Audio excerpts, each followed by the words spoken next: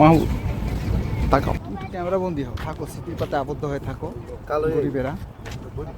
গরিবেরা একটু ক্যামেরা বন্দি হও, দেশের জনতা তোমাদেরকে একটু দেখুক আর স্বপ্ন দেখুক সৌদি আরবে আসার জন্য। ভাই ভিডিওর মধ্যে একটা বার্তা দেই সবাইকে, অতি উৎসাহী হয়ে বুঝছেন, আগ্রহ নিয়ে কেউ সৌদি আরব আসবেন না, বিশেষ করে দালালের চক্রের দালালের মিষ্টি কথায়, তাহলে জীবনটা জ্বালাপালা হয়ে যাব। দুই ধরনের সমস্যা এখন প্রবাসীরা ভুগতেছে। প্রথম হইল এই যে কাজের খুবই সংকট। আমরা ঘুরতেছি, কাজের এই সুন্দর ভিউ দেখা কেউ সৌদি আরব স্বপ্ন দেখেন না। এক, কাজের প্রচুর সংকট। দ্বিতীয়ত হচ্ছে যে কিডন্যাপিং।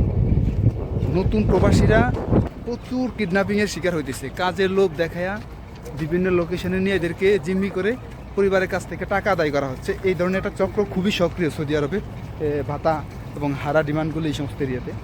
আমার রুমের পাশে নোয়াখালীর একটা লোক ওনার ছোটো ভাইকে প্রায় 3-4 দিন আগে কিডন্যাপ করছে, ঠিক আছে।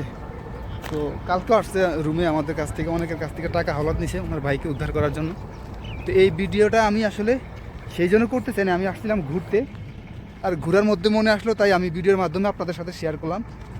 সবাই কিন্তু সচেতনতা অবলম্বন করবেন, কারণ সচেতনতার মার নাই। জানবেন, শুনবেন, নিজস্ব পরিচিত কেউ থাকলে কোনো কোম্পানির রিয়েল ভিসা যদি পান তাহলে আপনারা আসতে পারেন।